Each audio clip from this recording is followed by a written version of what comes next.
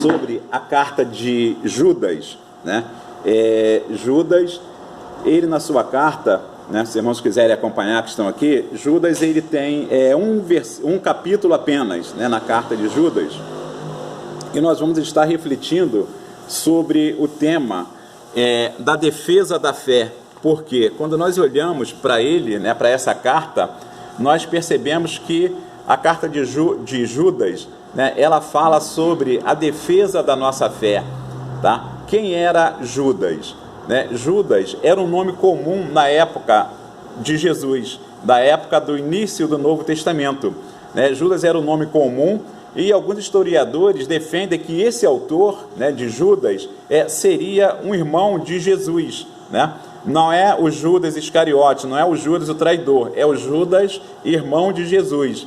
Um outro Judas que também se confunde com Judas Iscariotes é Judas Tadeu, uma outra pessoa também que era filho de Tiago. E, né, esses dois Judas se confundem, né, com Judas Iscariotes. Mas esse autor da carta de Judas, alguns historiadores defendem que ela foi escrita pelo irmão de Jesus. Né? Em Mateus capítulo 13, verso 55, nós lemos o seguinte: não é este o filho do carpinteiro, e não se chama sua mãe Maria e seus irmãos Tiago e José e Simão e Judas? Né? Então, alguns autores, alguns historiadores partem do princípio que esse Judas seria o autor desta carta que nós vamos trabalhar agora, nesse momento, né?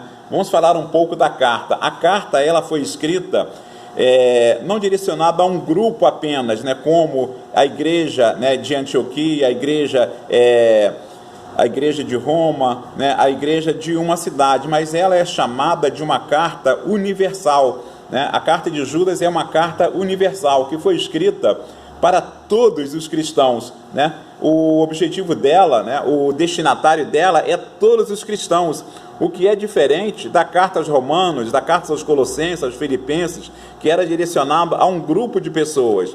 Então, quando Judas escreve essa carta, ele está direcionando a todos os cristãos de uma forma geral, cristãos daquela época e cristãos da nossa época nos dias de hoje, né? Qual é a razão de Judas ter escrito esta carta?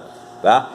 Judas havia percebido que na igreja de Jerusalém, né, já estavam pessoas apostatando a fé, pessoas estavam fazendo com que a mensagem do Evangelho fosse deturpada, fosse pregada de forma errada, tá? Por isso ele escreve essa carta alertando os cristãos para que eles identificassem essas pessoas dentro das igrejas, para que eles não fossem levados por ventos de doutrina, para que eles não caíssem, né, e não se afastassem do Evangelho verdadeiro que havia começado a ser pregado no início. Quando que essa carta foi escrita? Essa carta teria sido escrita em torno dos anos 40 a 60 depois de Cristo, né? Então, 40 a 60 anos depois de Cristo. É um tempo curto, né? Se nós pensarmos, 40 anos é um tempo curto, mas o efeito dela nos dias de hoje, percebemos que é real, né? É atualizada, é contextualizada com a nossa vida nos dias de hoje. Por quê?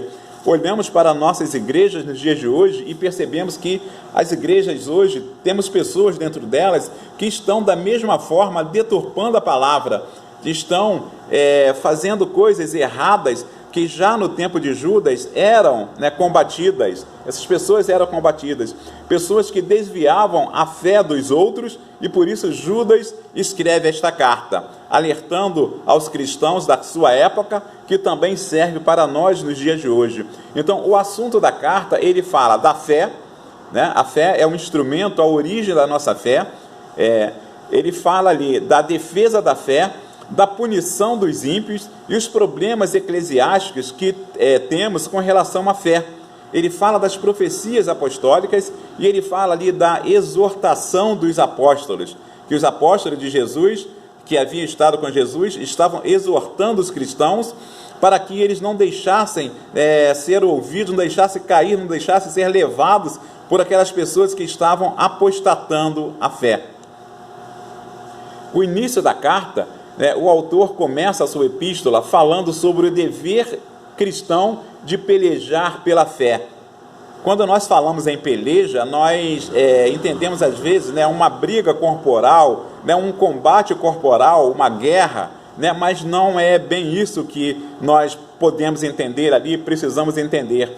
Pelejar nem sempre é com guerra, pelejar nem sempre é lutando, pelejar nem sempre é criando dissensões dentro das igrejas. Ele não estava dizendo isso para aqueles cristãos. A defesa da fé se caracteriza de diversas outras formas, né? Defender a fé, ela transcende a uma batalha corporal ou uma discussão calorosa. Nós batistas, né, estamos acostumados com algumas assembleias bem calorosas, né? Não aqui no Riachuelo, mas em algumas igrejas temos assembleias bem calorosas, bem fervorosas, né? E estamos acostumados com esse tipo de coisa, mas tudo se resolve no abraço depois, né? Dá um abraço no irmão e fica tudo certo, tá? Mas o que ele estava dizendo ali, cristãos primitivos morreram em defesa da fé. Quando nós olhamos para os cristãos primitivos, que eram jogados aos leões, eram crucificados, né? Eles estavam ali defendendo a sua fé. Então, é mais ou menos isso que precisamos entender. Quando Judas fala da defesa da fé, do pelejar pela fé, não é você brigar, não é você criar uma discussão calorosa, não é você entrar num combate com o irmão, um combate físico mesmo, ou um combate verbal. Não é isso que ele está dizendo, mas é você defender a sua fé e saber o fundamento da sua defesa, conhecer a sua fé. Há princípios e posturas, né, que nós adotamos na vida que precisam ser defendidos, sim, né, precisam ser defendidos, e isso é o que ele nos ensina nesta carta. Então, defender a fé não é você partir para um combate caloroso, né, é você mostrar que você é servo de Deus, que você conhece a razão daquilo que você crê, o fundamento da sua fé. Como posso defender a minha fé? Primeiro, eu posso defender a minha fé tomando por base, né, a razão da minha fé, conhecendo a Jesus, que é o fundamento da nossa fé, testemunhando o que tem sido feito na sua vida por causa da sua fé em Deus. A fé, ela faz, né, milagres acontecer na nossa vida. Os milagres que acontecem em nossas vidas são por meio da fé, são por causa da nossa fé. E nós precisamos entender de onde vem a sua fé. A sua fé vem de Jesus, que morreu por nós naquela cruz. A nossa fé vem do nosso Deus, do Deus que servimos, né? E muitas das vezes nós clamamos a Ele, nós pedimos a Ele, né? Aquela oração perigosa que nós falamos, quando nós oramos a Deus e pedimos: Senhor, aumenta a minha fé. Não sei se você já orou assim diante de Deus, mas esta costumamos falar que é uma oração perigosa, quando você pede para Deus: Senhor, aumenta a minha fé. Deus aumenta a nossa fé, sim, irmãos, mas Deus aumenta a nossa fé não da maneira como nós queremos ou como nós esperamos que Ele aumenta. Ele aumenta a nossa fé de acordo com a vontade dEle, né? Muitas das vezes Ele pode permitir um sofrimento, né? Permitir algo da maneira que nós não estivéssemos esperando, e aquilo ali vai servir para aumentar a nossa fé. Os problemas, as dificuldades, né, servem para aumentar a nossa fé. Nós procuramos escrever, né, com toda a diligência acerca da salvação. É Judas 1,3. Judas 1,3 diz o seguinte: amados, procurando eu escrever-vos com toda a diligência acerca da salvação comum, tive por necessidade escrever-vos e exortar-vos a batalhar pela fé, que uma vez foi dada aos santos, né? Aos santos, aos cristãos. O sentido da palavra santo é aquele que é separado do pecado. O santo, no sentido da palavra, é aquela pessoa que é separado para servir a Deus. Então ele escreve que uma vez foi dada aos santos. Precisamos batalhar pela nossa fé, sim, né? Precisamos defender a nossa fé e precisamos estarmos preparados para isso. A importância de estarmos em condições de defendermos a nossa fé.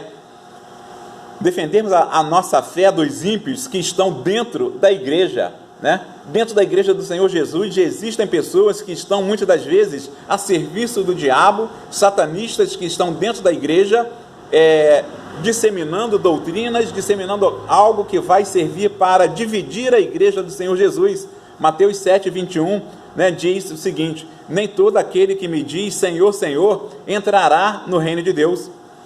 Já naquela época, Judas já identificava essas pessoas. Nem todo aquele que me diz Senhor, Senhor, entrará no reino de Deus. Pessoas que estão dentro da igreja, muitas das vezes cantando, muitas das vezes pregando, muitas das vezes abraçando o irmão, beijando o irmão, mas não estão em comunhão com o irmão, não estão em comunhão com a igreja. O objetivo dessas pessoas são outros. Judas 1, verso 4 diz: porque se introduziram alguns que já antes estavam escritos para este mesmo juízo, homens ímpios que convertem em dissolução a graça de Deus e negam a Deus, único dominador e Senhor nosso, Jesus Cristo. Né? Olha que texto profundo, para que nós possamos olhar para aquele tempo, já no Novo Testamento, no início do Novo Testamento, e identificarmos. Ele diz, as pessoas se introduziram, elas não foram introduzidas, elas chegaram e entraram dentro da igreja, por isso ele usa a partícula se, né? Ele coloca ali, porque se introduziram, eles entraram dentro da igreja, que já antes estavam escritos para este mesmo juízo, homens ímpios, que convertem em dissolução a graça de Deus. Eles convertem em dissolução o Evangelho de Deus. Eles convertem em contenda o Evangelho de Deus. Então eles já estavam e ainda estão dentro das igrejas com esse objetivo. Precisamos identificar essas pessoas, né, para que nós não sejamos levados por ventos de doutrina. O autor fala da condenação do ímpio e da salvação que Deus nos dá. Quando nós olhamos para a libertação do povo do Egito, nós percebemos ali o agir de Deus, né? Deus permitiu que o povo fosse escravizado, sim, mas ele libertou o povo. Mas a palavra também fala de anjos que foram, que participaram com Lúcifer, né? Na primeira batalha espiritual que nós conhecemos, onde Lúcifer foi derrotado.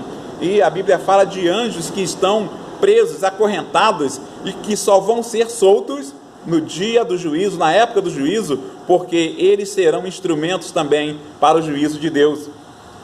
A Bíblia fala também da destruição de Sodoma e Gomorra e das cidades próximas, né? Cidades que serviram de exemplos para nos mostrar o que vai acontecer com as cidades no final.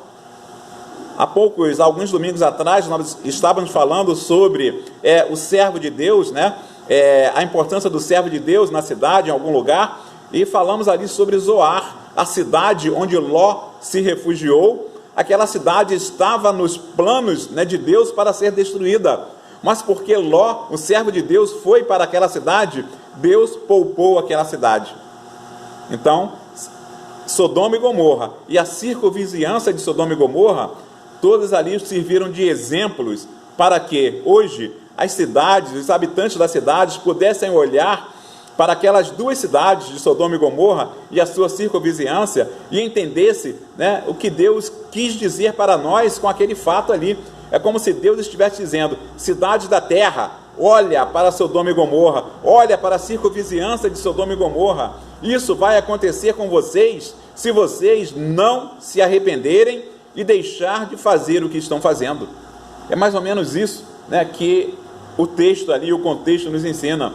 Deus usou a cidade de Sodoma e Gomorra para servir de exemplo para as outras cidades. Deus usou aquelas pessoas dali que estavam completamente afastadas de Deus para servir de exemplo para que nós hoje pudéssemos olhar e identificarmos e entendermos o que é certo e errado. Um grande exemplo da defesa da fé. Judas nos ensina que para defender a nossa fé, não precisamos declarar guerra, não precisamos voltar ao tempo da Inquisição, nós não precisamos obrigar ninguém a crer, basta pregar, basta falar e deixar que o Espírito Santo de Deus trabalhe. O diabo, ele queria que o povo de Israel encontrasse o corpo de Moisés. O que Deus fez? Ele sabia, né, o diabo sabia o que aconteceria se o povo de Israel encontrasse o corpo de Moisés, mas Deus também sabia o que ia acontecer se o povo encontrasse o corpo de Moisés. Então o que Deus fez? Deus chama o arcanjo Miguel e diz para ele, Miguel, vai e esconde o corpo. Esconde o corpo. E Miguel ali, né, naquela tentativa de esconder o corpo, não deixar que o povo encontrasse o corpo de Moisés, surge Lúcifer e eles começam ali, diz a palavra de Deus, uma batalha por um corpo, uma batalha por um defunto, né? Porque Deus sabia que aquele corpo serviria de adoração, aquele corpo serviria de idolatria, mas o diabo queria que aquele corpo fosse encontrado, né? Isso me lembra a história de uma pessoa que viveu em 1840, que foi conhecida como defunta Correia, né? Por que eu cheguei a essa defunta? Né? Porque como eu tive meu nome, né, no SPC, tive documentos roubados algum tempo atrás, de vez em quando eu faço uma pesquisa com meu nome, né? E recentemente eu cheguei a essa defunta. Essa defunta Correia viveu em 1840 numa guerra civil da Argentina, e ela tinha um filho, e ela foi autorizada pelo governo a acompanhar o seu marido, né, numa batalha. Ela passou ali por uma província, num local deserto, onde ali ocorreu a morte dessa mulher e do seu marido, do exército que estava ali combatendo, e aquelas pessoas ficaram ali mortas, mas aquela mulher estava com uma criança, né? Olha o cuidado de Deus, né, na vida das pessoas. Aquela mulher estava com uma criança e ela foi encontrada dias e dias depois, não foi encontrada logo a seguir a sua morte. E quando ela foi encontrada, aquela criança que estava com ela ainda estava sugando do seu leite, mamando, e viva, né? Olha o cuidado de Deus. Aquela criança estava viva há alguns dias, mamando na sua mãe que estava morta, e aquela criança ali pôde sobreviver. Esse fato não é reconhecido pelo Vaticano, mas o que aconteceu no local onde aquela mulher foi encontrada, foi construída ali uma capela, né, um santuário, e as pessoas adoram ali essa defunta até os dias de hoje. Era isso que Deus queria impedir quando ele impede que o povo de Israel encontre o corpo de Moisés. Era isso que Deus queria impedir, né? Então me lembrou o fato, né? Comparando, a gente pode entender isso. Deus mandou que o arcanjo Miguel escondesse o corpo, não deixasse que o corpo de Moisés fosse encontrado, por causa da idolatria. Mas o arcanjo Miguel, quando contendia com o diabo, né, diz o texto, disputava a respeito do corpo de Moisés, né, e é uma lição muito grande para a nossa vida, dentro da contenda, dentro da igreja, né, dentro da defesa da nossa fé, porque às vezes nós queremos repreender o irmão, nós queremos às vezes partir com uma disputa física mesmo, às vezes, né, isso dá vontade, né, torcer o pescocinho de alguns irmãos, sim, para fazer com que eles entendam. Mas olha o que Miguel diz, né, para o diabo a respeito. Mas o arcanjo Miguel, quando contendia com o diabo e disputava a respeito do corpo de Moisés, Miguel não ousou pronunciar juízo de maldição contra ele. Miguel não quis, né, pronunciar maldição contra o diabo. Ele diz apenas: o Senhor te repreenda. O Senhor te repreenda, né? Então eu não preciso ficar brigando com ninguém, irmãos, dentro da igreja, para defender a minha fé. Eu preciso orar por ele e deixar que Deus trabalhe, né? Deixar que o diabo se afaste da igreja, porque ele não vai ver ali desunião, ele vai ver união, ele vai ver comunhão. Então que, né, possamos dizer igual o arcanjo, dizer: o Senhor te repreenda, o Senhor cuide de você, o Senhor trabalhe no seu coração, o Senhor trabalhe na sua vida, e tudo vai ser resolvido. Como defender a nossa fé?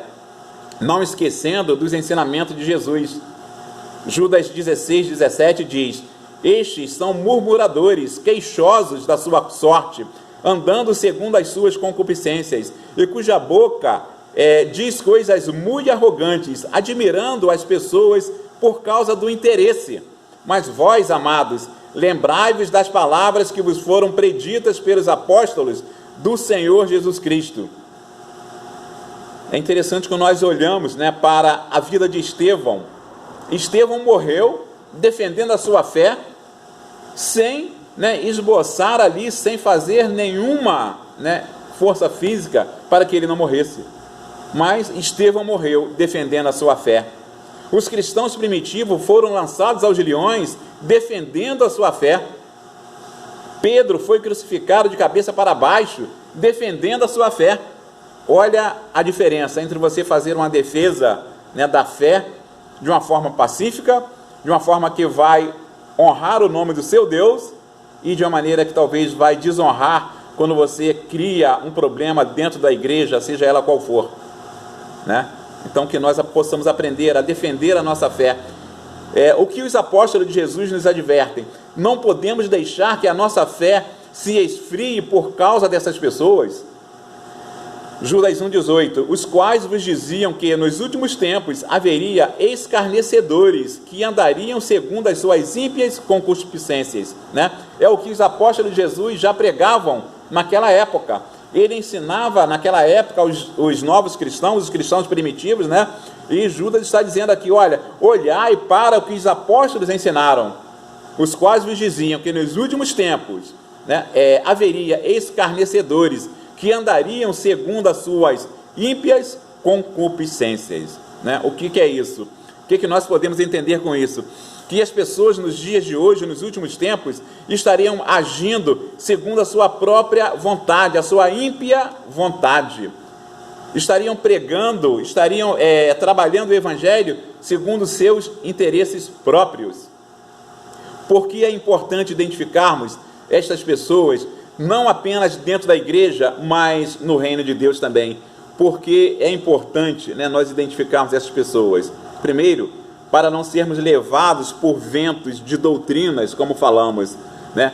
Segundo, para que eles não abalem a nossa fé com as suas atitudes e com suas palavras. Porque muitas das vezes eles estão dentro da igreja e estão querendo te desviar daquela doutrina por alguma razão.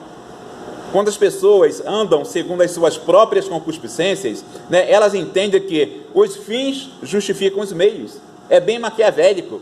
A pessoa quer andar segundo, né, as suas concupiscências da carne, né, para atingir seu objetivo. Elas adulteram a palavra de Deus, ela distorce a palavra, distorce a fé de algumas pessoas que deveriam estar tendo fé em Jesus para que elas tivessem fé em algumas outras coisas. Por exemplo, né, quero citar alguns exemplos bem conhecidos dos irmãos. Elas podem estar transferindo a sua fé para um copo de água. Está com aquele copo de água ali e dizendo para você, né, coloque a mão, eu vou orar por esse copo de água e após a oração você vai beber e você vai ser curado. Isso é adulterar a fé, é transferir a fé de Jesus para aquele copo de água. Aquela toalha que paga a dívida, que você passa na porta do banco e a sua dívida fica paga, acaba a dívida. Isso é transferir a fé, né? Aquela rosa que você leva para casa é transferir a fé. Aquele lenço que você compra é transferir a fé. Aquele tijolo é transferir a fé. Aquele martelo que esmiuça os problemas, que quebra os problemas, é transferir a fé. Isso é agir segundo as concupiscências, as ímpias concupiscências, tá? Transfere a fé para quê? Né? A não mais nova, mas, né, foi bem conhecida nos últimos dias, quando transfere a sua fé, né, inclusive para curar o Covid-19, para um pé de feijão, um caroço de feijão, compra esse caroço de feijão que o Covid vai ser curado. Isso é concupiscência, é ímpias concupiscências. E nós precisamos, irmãos, estar atentos a essas coisas que estavam acontecendo já naquele tempo e acontecem hoje, talvez numa maior proporção. O autor estava falando de pessoas que estavam em que lugar? Eles não estavam falando de pessoas que estavam dentro de uma escola de samba. Eles não estavam falando de pessoas que estavam dentro da política brasileira. Eles não estavam falando de pessoas que estavam dentro de partidos políticos. Eles não estavam falando de pessoas que estavam em centro espírita. Estavam falando de pessoas que estavam dentro da igreja do Senhor Jesus. É o que nós vemos hoje. Pessoas dentro da igreja pregando contra Jesus. Fazendo com que as pessoas deixem de ter a sua fé em Jesus para colocar a sua fé num caroço de feijão, num copo d'água, num copo de óleo, né, numa rosa, em alguma coisa que afaste a fé daquela pessoa de Jesus. O autor fala de pessoas que estavam dentro das igrejas e alguns à frente delas, líderes religiosos, né, andando segundo as suas ímpias paixões. A fé que edifica. O autor fala da fé que edifica e nos exorta a nos edificarmos sobre a nossa fé. Precisamos conhecer a razão da nossa fé, assim nos edificaremos nessa razão que é Jesus Cristo, nosso Salvador. Você conhece a razão da sua fé? Você conhece, né, sabe a razão da sua fé? O Deus que você serve? Conhece, né, Jesus Cristo? De você conhecer ou apenas de ouvir falar? Judas 1, 20 e 21 diz: mas vós, amados, edificando-vos a vós mesmos sobre a vossa santíssima fé, orando no Espírito Santo, conservai-vos a vós mesmos no amor de Deus, esperando a misericórdia de nosso Senhor Jesus Cristo para a vida eterna. Né?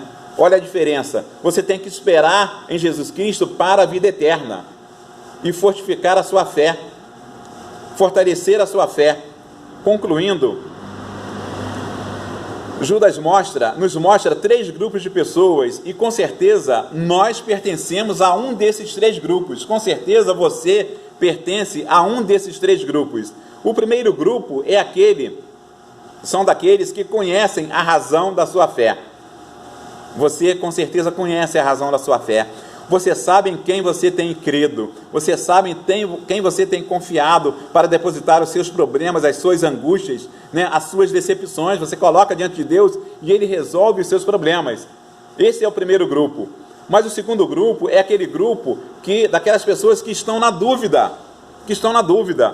Talvez esse fosse o grupo objetivo dessas pessoas lá no tempo de Judas. Talvez esse seja o grupo objetivo, né, o fim, né, a finalidade das pessoas nos dias de hoje também. Alcançar essas pessoas que estão na dúvida. Que às vezes, se formos considerarmos proporcionalmente, seja um número talvez maior dos duvidosos do que os que já tomaram a decisão ao lado do Senhor Jesus. E o terceiro grupo é aqueles que agem segundo as suas ímpias paixões. Né? A qual desses grupos você pertence?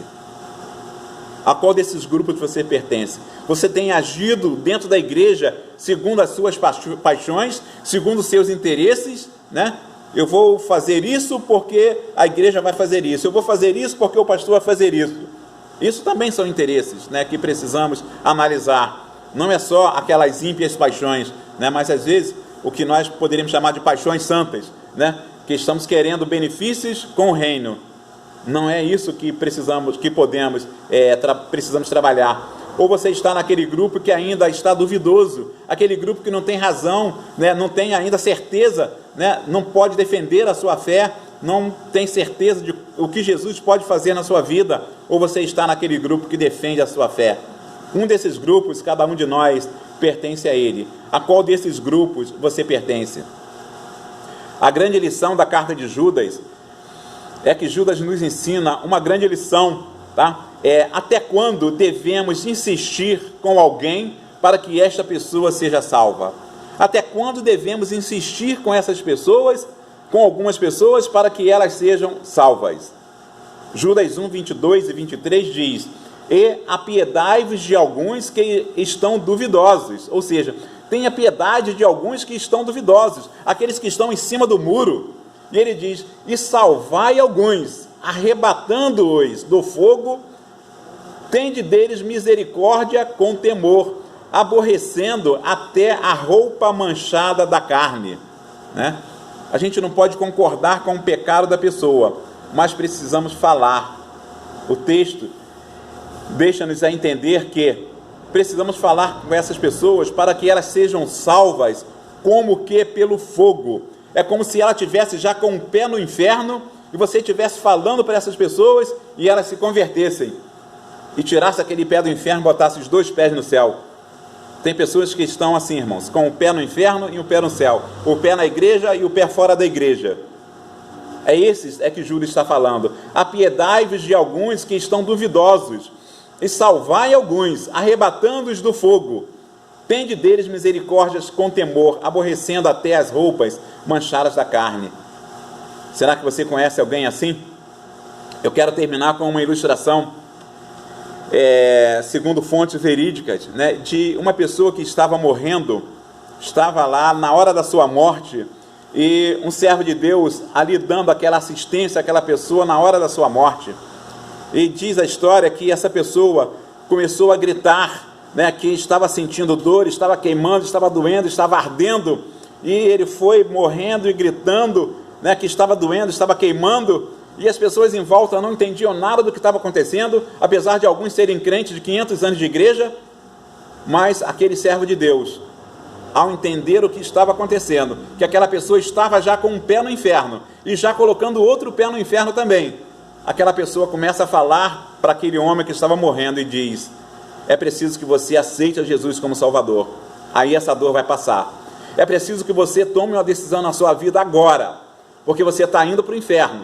Se você tomar essa decisão agora, a sua vida ainda pode mudar. E aquela pessoa, aquele servo de Deus continuou falando, e aquele homem, sem esboçar palavra nenhuma, ele começou a mudar o seu semblante, que estava de grito, de dor, de pavor, começou a esboçar uma feição de riso no seu rosto, e ele começou a dizer que aquele quadro havia mudado, ele estava em um local de paz, de tranquilidade, né, um local de alegria, um local alegre. E quando ele começou a esboçar, né, a falar sobre isso, ele fechou os olhos e morreu.